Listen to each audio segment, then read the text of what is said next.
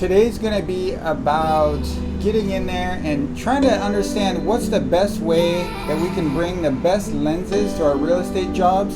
So the first thing I'll say is I got my cameras over here, and of course I have a wide angle zoom. For me, that's a Tokina 11-16. It's a great little lens, and I shoot all my interiors with this, all right, everything.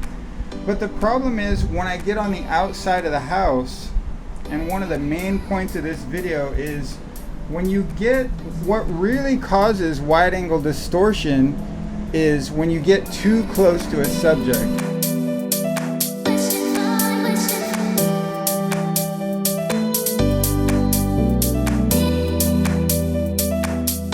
Or in other words, your distance to the subject is really what causes really bad distortion. So if you use a really wide angle lens like this on the exteriors, what happens is you might get really close to the house, and that's going to kind of distort things. You might have to do that for the backyard because a lot of times you don't have as much wiggle room in the backyard. And another time you might have to do it, for example, is if you're in the front of the house and there's a car parked in the front and you got to get in between the car and the house. But other than that, I would say my go-to method is I shoot all my interiors with this. I might jump on the outside with this lens on the backyard as well. So backyard, interiors, and then I have a backup camera. I lost my lav mic just now, by the way, so I'm holding a mic.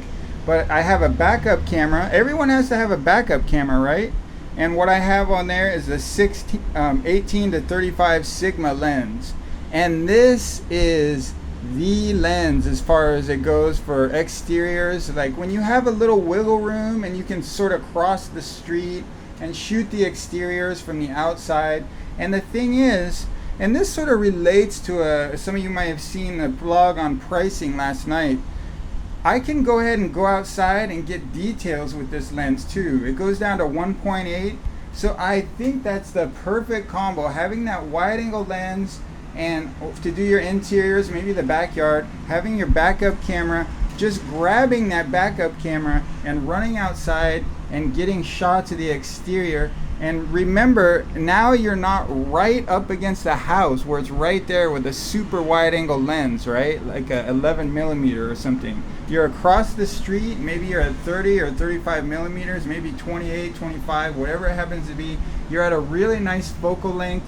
You got some distance, you're a little bit away from the house now, and you got a really nice lens on here. And of course, if you see any details out there, that's the same thing, right? You can kind of zoom in, get to 35, and get some details out in the front yard and go to 1.8. And as you walk inside, you can get some details with this guy too. Maybe just turn off the lights. I usually like to turn off the lights when I get my details. So you might see a couple little details.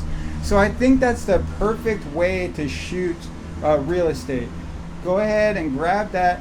Let me think of the little variations that you might run into. So you go ahead and grab that lens, shoot the house with the wide angle lens, grab this one at the end, shoot the outside, and then maybe shoot some details on the outside and the inside, and that's it. And you don't have to even change lenses or ever do anything. It's just right there on your backup camera. All right, so thanks for watching. I hope that little useful tip, it really saves a lot of time when you don't have to get that camera that you're using for your main lens off the tripod and do all that and change the lenses. You just have a backup camera in your bag that you can just grab and run outside and get the exteriors, all right? And you got that great lens on there.